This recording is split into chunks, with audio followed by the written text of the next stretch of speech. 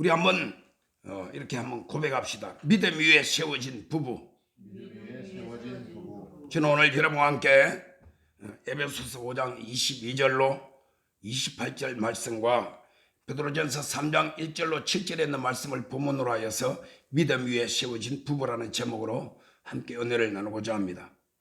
여러분, 우리가 5월달을 가정의 달이라 이렇게 말을 합니다.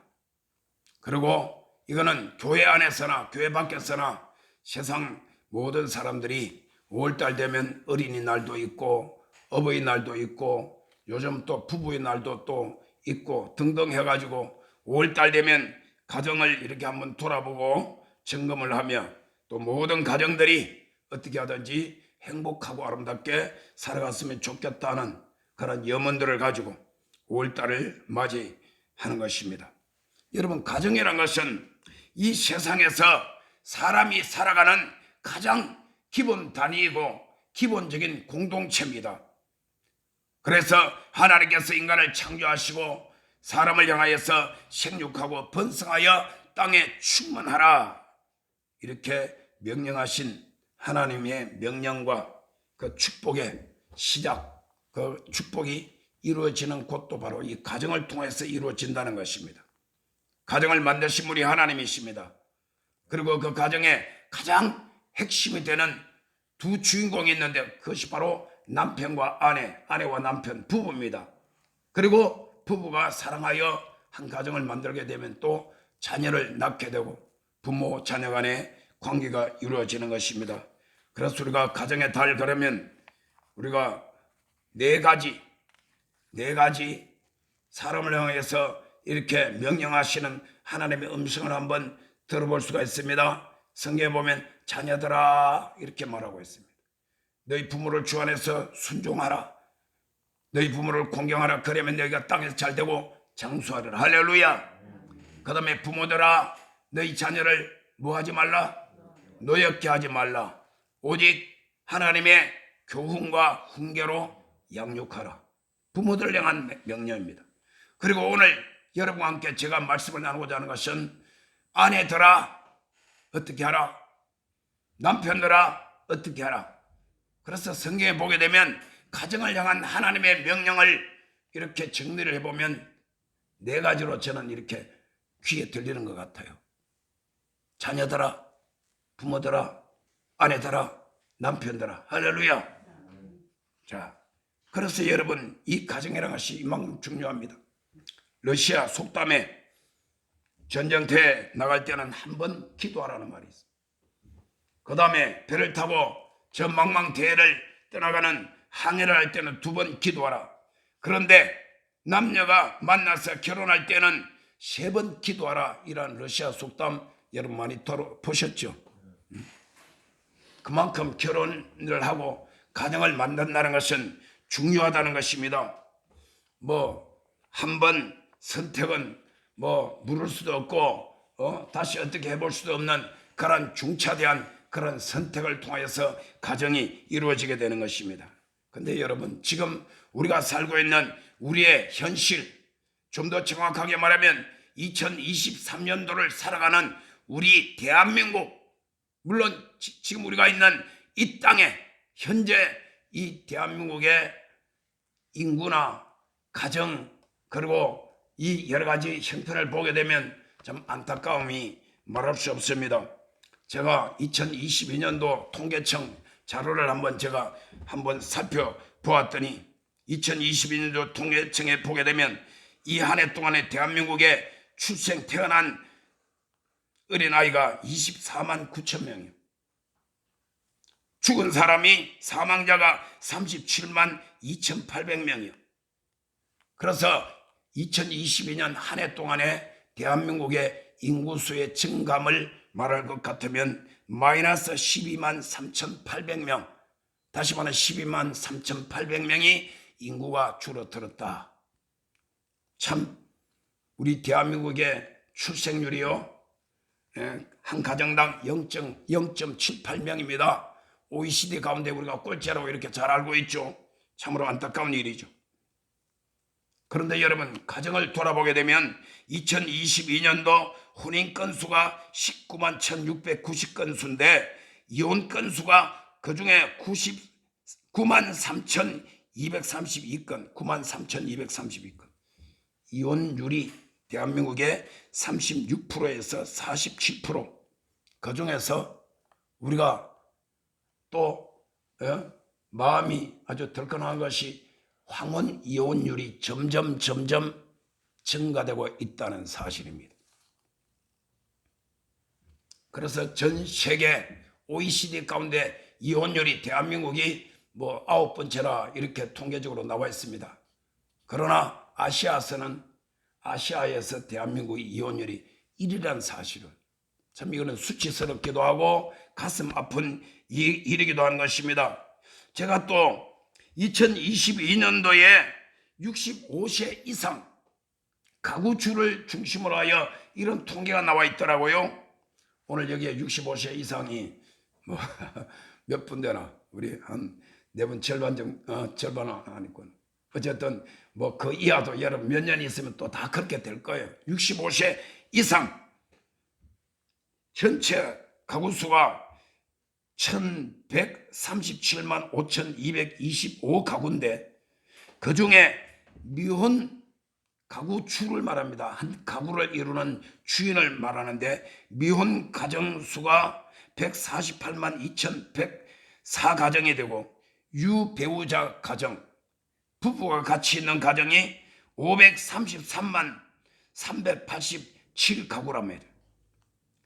그중에 사별하여서 혼자 거주하는 가구가 242만 6591 가구고 이혼한 가구 수가 213만 6143, 65세 이상 중에서.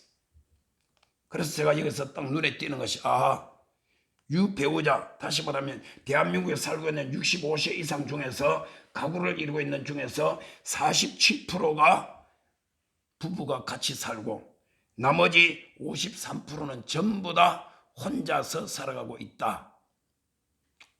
제가 65세 이상 되니까 관심이 있어요.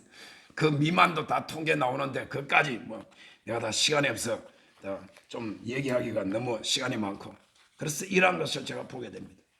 이것을 보게 될 때에 마음속에 자리 잡고 있는 것이 좀 슬픈 생각이 나고, 참 이 정도로 가게 되면 대한민국이 앞으로 출산율도 너무나 낮고, 그리고 앞으로 모든 면에서 큰 꿈과 희망을 갖기가 너무나 힘들구나. 그리고 우리의 자녀들, 우리 후손들을 보게 될 때 그들이 살아갈 앞날이 너무나 걱정이 크고 너무 힘들다는 것을 우리가 느낄 수밖에 없다는 사실인 것입니다. 그렇지 오늘 어떻게 하겠어요? 우리의 현실 가운데서 우리가 어떻게 하면 지금 현재 우리의 상황 가운데서 어떻게 하면 지금 있는 가정들이 잘 살고 행복하게 하고, 그리고 또 인생을 하나님의 은혜와 하나님의 사랑과 하나님의 축복 가운데서 우리가 맑고 환하게 살아갈 수 있을 것인가?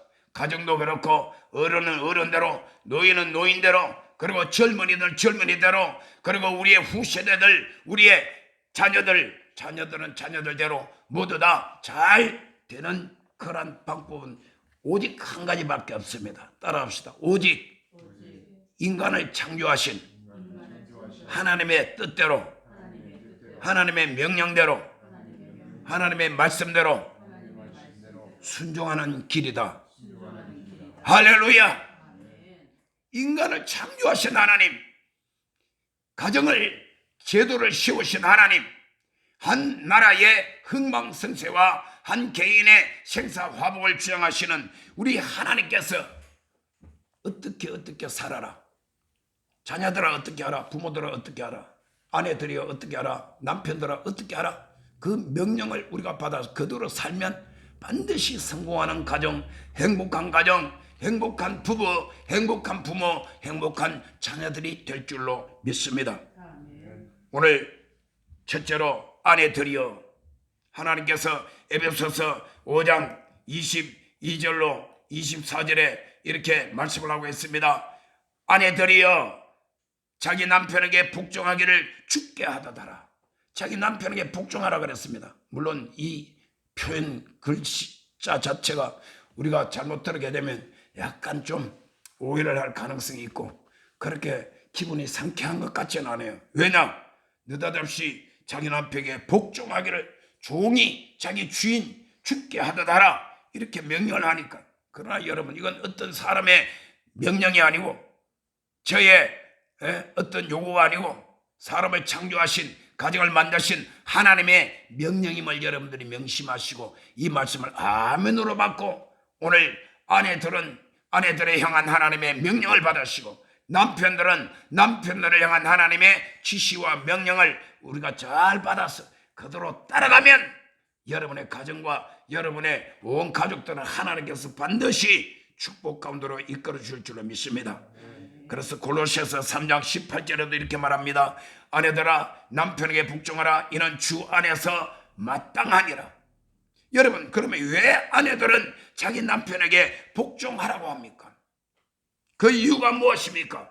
우리가 하나님의 말씀 가운데서 그 이유를 모두 다 자세하게 찾아볼 수가 있습니다. 하나님께서 아내들에게 자기 남편에게 복종하라고 명령하신 그 이유 첫 번째 따라합니다. 남편은 아내의 머리가 된 것이다. 남편은 아내의 머리가 되기 때문이에요. 이는 남편이 아내의 머리됨이, 그 다음에 오늘 부모 말씀에서 그리스도께서 교회의 머리됨과 같음이라. 그럼 오늘 에베소서 5장 이 말씀은 남편과 아내의 관계를 예수님과 그의 몸된 교회의 관계를 비유하여서 말씀을 하고 있습니다. 그래서 하나님께서 가정에 대한 메시지와 그 다음에 우리가 예수 그리스도 믿고 하나님의 자녀로 거듭난 믿음의 백성들이 우리가 예수님과 어떤 관계인지를 하나님께서 연결하여서 지금 말씀을 주고 있다는 것이에요.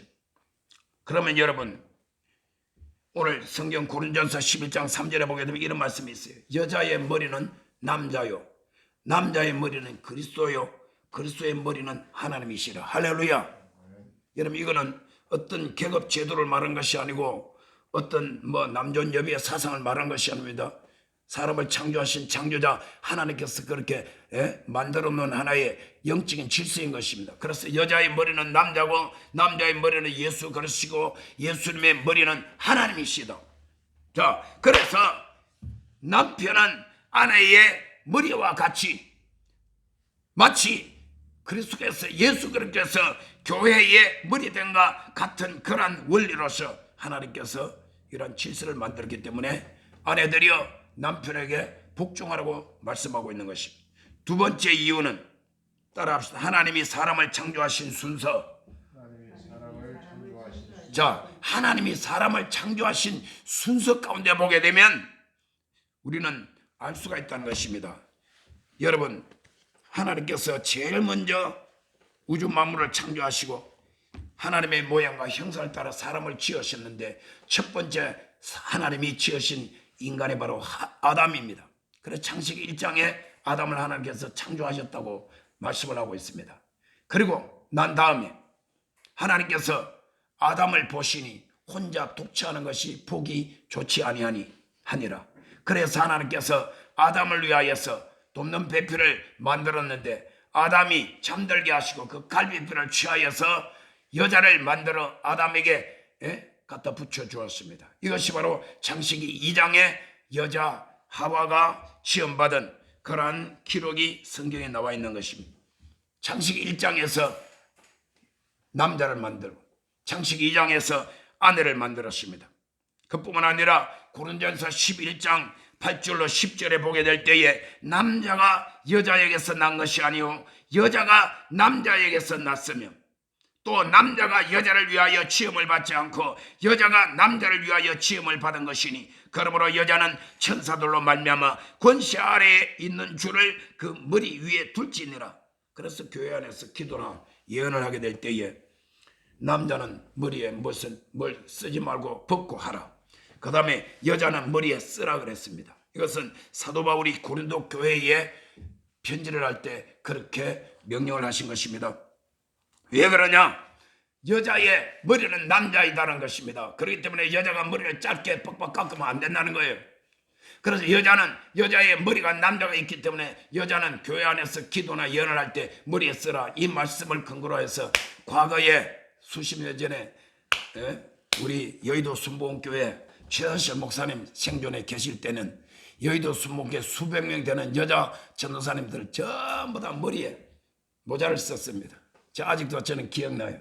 우리 집사람은 1981년도에 여의도 순복음교회 전도사로 있어 교회학교 전도사로 그때 근무를 했는데, 그때 우리 집사람이 지금도 예쁘지만 그때는 아주 날씬하게 생겨가지고 그 다음에 머리에 딱 이쁜 모자를 딱 이렇게 썼는데, 내가 딱 볼 때에 여러분 칼기나 그 다음에 아시아나나 여러분 전 세계 비행기 타고 다녀보면 우리나라 스튜어디스가 제일 이쁩니다. 제일 멋져요. 여러분 전 세계 다 비교해보면 여러분 잘 몰라서 그렇지 한국에는 그래요. 미국 같은 독일 같은 데 가면 스튜어디스가요 막 여자분들이 막 이렇게 막 사이즈도 크고 막 힘도 세고 뚱뚱하고 남자들도 막 이렇게 덩치도 이런 분들이 스튜어디스 하는 거예요. 왜냐하면 그게 보통 일이 아니면 스튜어디스 하는 일이 비행기 안에서 뭐 수시간 동안 어떨 때는 10시간 이상 거기에서 노동과 같은 그런 일을 하려면 얼마나 힘이 들어요. 그러나 대한민국은 자고지간 전 세계에서 스튜어디스 최고로 이쁘게 잘 그냥 멋있게 꾸며놨는데, 옛날에 여의도 순복음교회 여교육자들 다 그렇게 하셨어요. 최하실 목사님 돌아가시고 난 다음에는 전부 다 모자를 거의 다 벗었어요. 왜냐하면 조영기 목사님 다 벗어나가요. 그렇게 된 근거가 뭐냐? 바로 이 하나님의 말씀 때문에 그렇다 이 말이에요. 그래서 내 위에 여자의 머리는 남자라는 이 성경적인 말씀이 있기 때문에 내 머리 위에 남자를 상징해서 모자를 쓰든지 아니면 머리를 길러가지고 머리를 다 덮으라고 성경은 이렇게 말씀을 했던 것입니다. 아무튼 하나님께서 사람을 창조하실 때에 남자를 먼저 창조하고 그 다음에 여자를 창조했다는 것입니다. 그 다음에 세 번째, 아내들이여 자기 남편에게 복종하기를 죽게 하다라는 그 이유는 뭐냐? 따라합니다. 아내는 남편을 돕는 배필이다. 하나님께서 아내를 지으실 때 남편을 돕는 배필로 하나님이 창조하셨어요. 그래서 하나님께서 가정을 질서로 따지게 되면 항상 남편이 그 가정의 주인이 돼서 가정을 이끌어가고, 그리고 아내는 그 남편이 가정을 잘 이끌어가고 그 다음에 이끌어갈 뿐만 아니라 온 가정으로 더불어서 하나님이 인간을 창조하시고 가정을 창조하신 목적대로 하나님을 잘 경외하며 하나님을 잘 섬길 수 있도록 아내는 돕는 배필이다. 잘 도와야 돼. 그런데 아내가 예수 못 믿게 가로막고 그 다음에 하나님 섬기지 못하도록 방해를 하고 그렇게 하게 되면 하나님께서 창조하신 여자를 창조하신 남편을 돕는 배필로 창조하신 하나님의 창조의 목적에 어긋나는 것입니다. 그러한 가정은 절대로 행복할 수가 없어요. 왜냐하면 한 가정이 바로 세워지고 서는 것은 하나님의 절대 주권의 하나님의 능력과 축복이 있으면 되지, 우리 인간의 힘과 인간의 지혜와 인간의 노력만으로 절대로 될 수가 없는 것입니다. 그래서 여러분, 아내는 남편을 돕는 배필로 창조하셨기 때문에 가정에서 아내가 머리가 되려고 하지 말고 남편을 잘 보필하고 배우에서 열심히 기도하고 하나님을 잘 섬기도록 하며, 그렇게 하면 아내의 내조가 잘 돼 있는 그런 사람은 밖에 나가서 세상에 가서 어깨에 힘을 주고 피고 가슴을 그냥 힘을 주고, 그래서 열심히 밖에 나가서도 성공적인 그리고 빛이 되는 삶을 살아갈 수가 있는 거죠. 집에 들어와가지고 아내가 계속해서 바가지 끌고 못하게 맞고 막 그냥 물고 찢고 원망불평하고 막 찌그락찌그락 계속 그렇게 하게 되면요, 남편이 가정이 온전하게 기쁨과 화목하지 못한 밖에 나가서 마음껏 활동할 수가 없는 것이 수신 제가 치구평천하라는 그런 우리가 말 잘 알고 있잖아요. 그래서 집에서 이렇게 할 수 있도록 아내가 잘 내조를 하고 보필을 하게 되면 남편이 밖에 나와서 승승장구하게 될 줄로 믿습니다. 또 한 가지는 성경에 보게 되면 오늘 에베소 5장 33절에 말씀을 하고 있습니다. 따라합시다. 자기 남편을 존경하라. 여기 나와 있습니다. 자, 오늘 여기에 보게 되면 그러나 너희도 각각 자기 아내 사랑하기를 자신같이 하고 아내도 자기 남편을 존경하라 그랬습니다. 그런데 여러분, 오늘 성경 말씀 가운데 보게 되면 이 아내의 단장에 관해서 우리가 아까 읽은 베드로전서 말씀이 있습니다. 베드로전서 3장 3절로 4절에 보게 되면 아내 여자들이 단장할 것은 어떻게 단장해야 되느냐? 머리와 금이나 그 다음에 옷을 가지고 외모로 단장하지 말고 너희 마음의 숨은 생명으로 뭡니까? 영혼을 온유하고 썩지 않을 것으로 잘 단장하라. 할렐루야.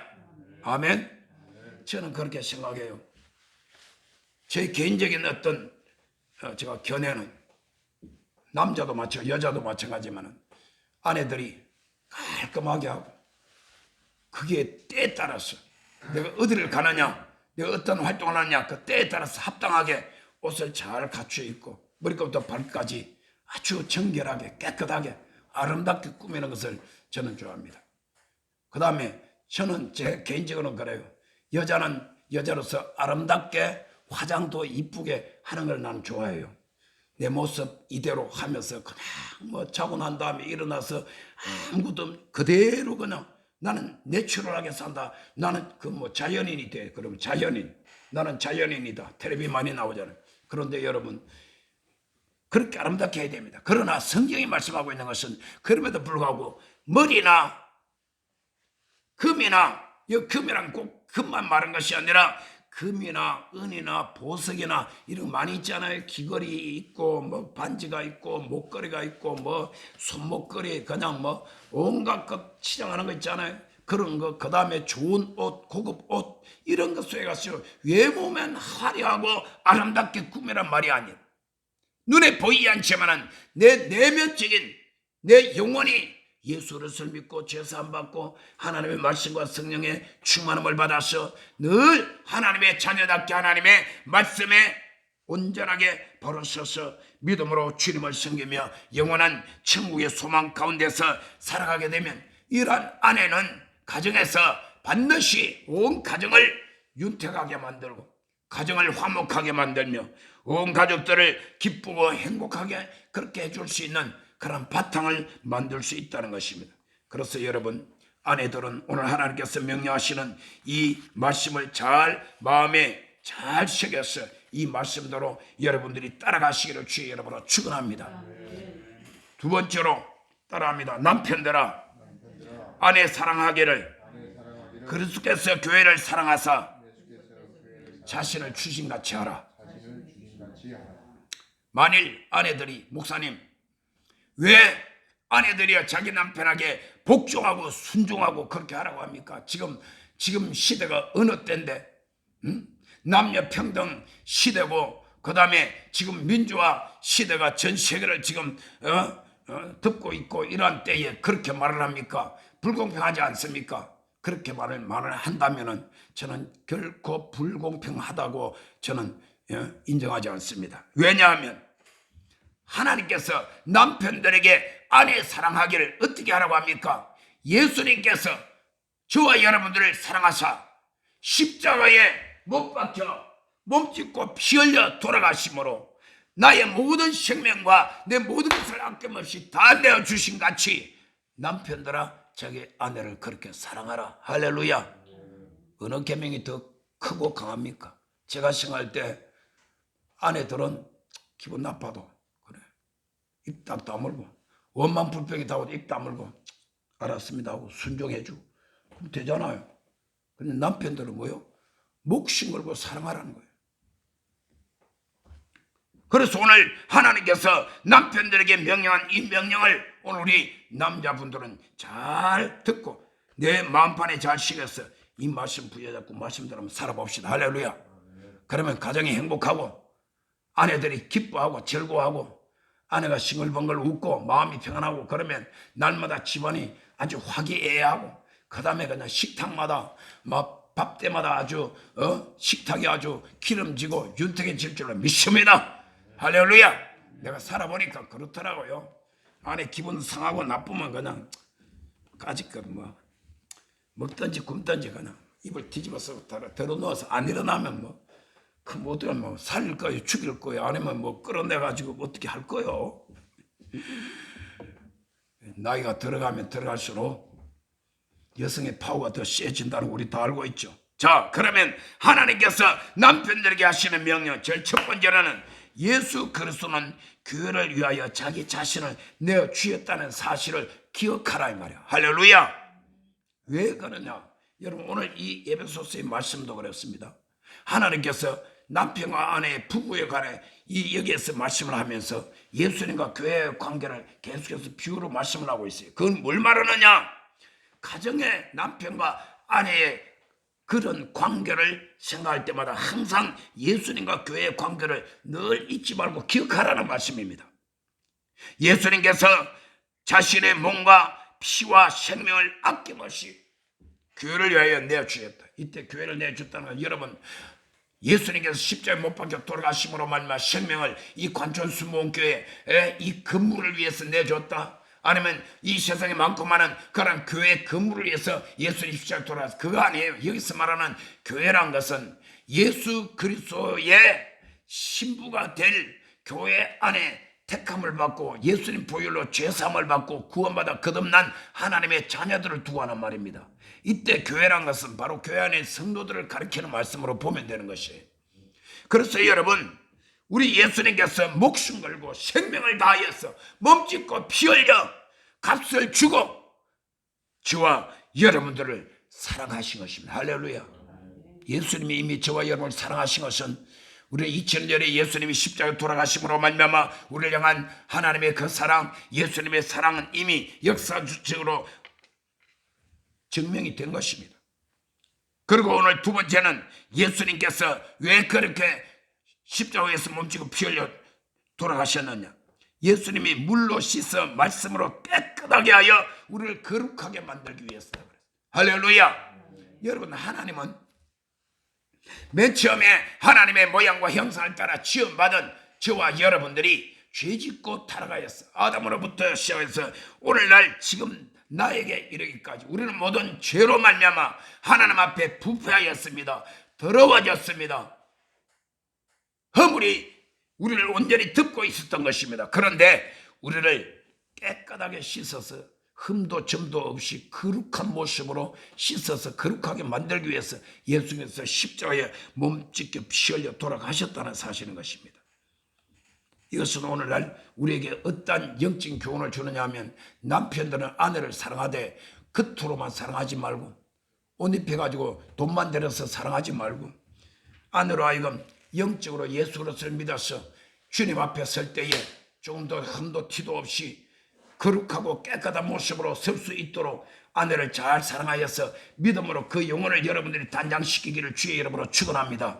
바로 이 내용이 이 말씀 가운데 포함되어 있다는 사실을. 더 나아가서 세 번째, 예수님은 자기 앞에 영광스러운 교회로 세우기 위함이라 그랬습니다. 그는 영광스러운 신부죠. 여러분, 예수님과 교회는 머리와 몸의 관계요, 그리고 신랑과 신부의 관계입니다. 우리 가정에도 지금 남편들에게 주님께서 명령을 하고 있어요. 남편들에게 하신 말씀이 바로 예수님에 관한 말씀을 하고 있단 말입니다. 그렇기 때문에 남편들은 예수님께서 교회를 위하여 어떻게 한 것을 자세히 우리는 잘 한번 살펴보고, 나도 내 가정에서 내 자신뿐만 아니라 내 아내를 예수님께서 교회를 사랑하사 거룩하게 만들어주고 영광스러운 신부로 만들어 주었듯이 나도 내 아내를 그렇게 단장시켜야 되겠다. 할렐루야. 이런 마음을 가지고 아내를 잘 보살펴야 된다는 것입니다. 저는 제가 참 하나님의 은혜 가운데서 젊은 시절에 제가 돌아보면 제가 30대 나이에 30대 중반에 제가 200쌍 주례를 제가 썼던 사람입니다. 매주마다 2쌍씩 평균 따지면 우리 청년들 그리고 청년 남녀들 신부 신랑으로 했는데 평소에는 전부 다 제가 여의도 수문교회 청년성회 담임 목사를 했을 때 청년들이 얼마나 많습니까? 10,000명이니까. 그런데 그 가운데 평소엔 잘 모르겠는데 제가 결혼 주례를 딱 약속을 하고 결혼식장 딱 들어가서 제가 주례석에서 딱 보게 되면 신부가 딱 들어온 데 보면 전부 다 딴 사람이 되어 있어요. 얼마나 이쁜지 모두 다 미스 코리아 나갈 정도로 이뻐요. 왜 그러냐? 그만큼 아름답게 단장을 했기 때문에. 할렐루야. 저절로 그런 게 아니에요. 그렇게 단장하는 거예요. 여러분, 남편은 아내를, 자기 신부를 자기 앞에 설 때에 영광스러운 모습으로 만들어서 신부를 맞이할 수 있는 그런 관계로서 신랑이 아내를 사랑하고 잘 가꾸어줘야 돼. 할렐루야. 그러기 위해서 영적으로도 은혜 가운데서 참 하나님을 잘 경외해서 하나님 사랑 가운데 거하게 만들 뿐만 아니라 육체적으로도 때를 따라서 옷도 좀 해주고, 그 다음에 때로는 원하는 것이 있으면 좀 해주고, 이렇게 하여서 정말 아내가 세상에 나는 정말 결혼 잘했다, 우리 남편 우리 신랑이 나를 이처럼 사랑하고 나를 돌봐주고 나를 점도 흠도 없이 이렇게 나를 잘 가꾸어 주는구나, 이런 마음을 가져야지.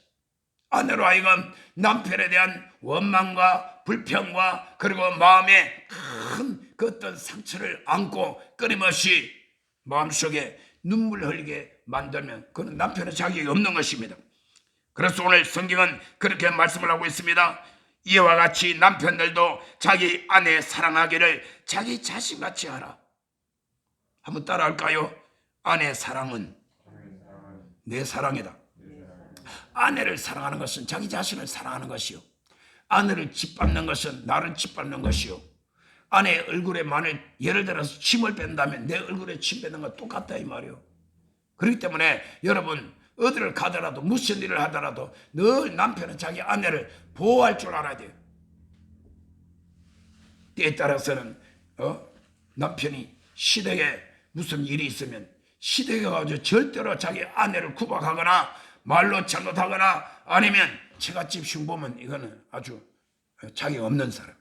반대로 말하면 내가 처갓집에 갔는데 아내가 말이야 시댁에 막 그냥 막 온갖 흉을 보고 남편을 갖다가 막 그냥 함부로 대한다든지 그렇게 해서 절대로 안 되는 거예요. 저는 내가 지금까지 살아오면서 그 하나는 내가 철저하게 내가 지키려고 애를 썼던 사람이에요.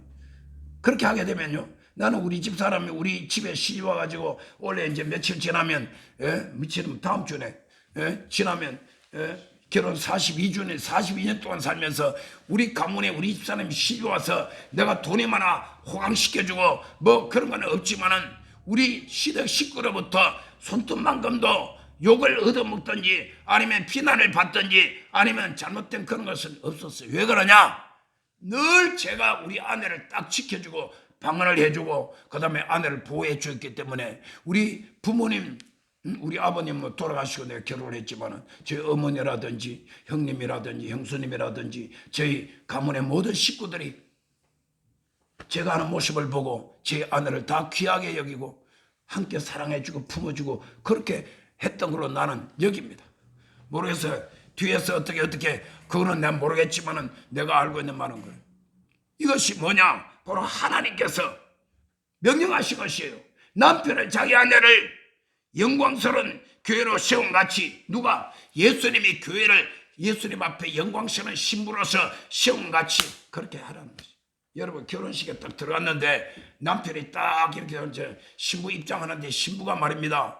모습이 그냥 막 흉한 모습으로 단장하지 않고 흥크러진 그런 머리로 그냥 옷도 아무거나 주워 입고 막 그냥 쓰레빠를 신고 들어온다고 하면 그 남편이 그냥 기절초풍할 것 아닙니까?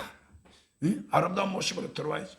우리가 하나님 앞에 설 때도 우리는 아름다운 영적인 신부로 서야 될 줄로 믿습니다. 그리고 이 땅에 살면서도 여러분 부부가 어디를 가게 될 때에 나는 그렇게 생각해요.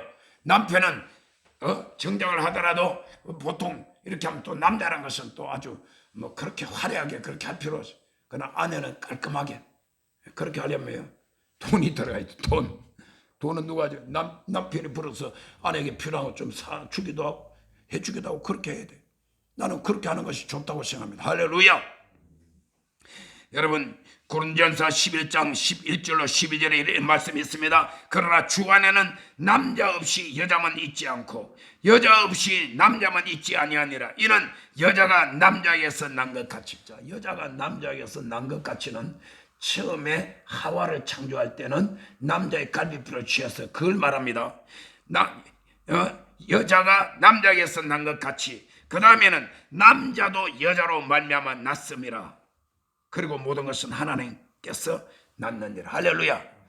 여러분 아담에게서 여자인 하와를 만들었지. 그 다음부터는 모든 남자들이 누구한테 낳습니까? 어머니 뱃속에 태어났죠. 그렇죠?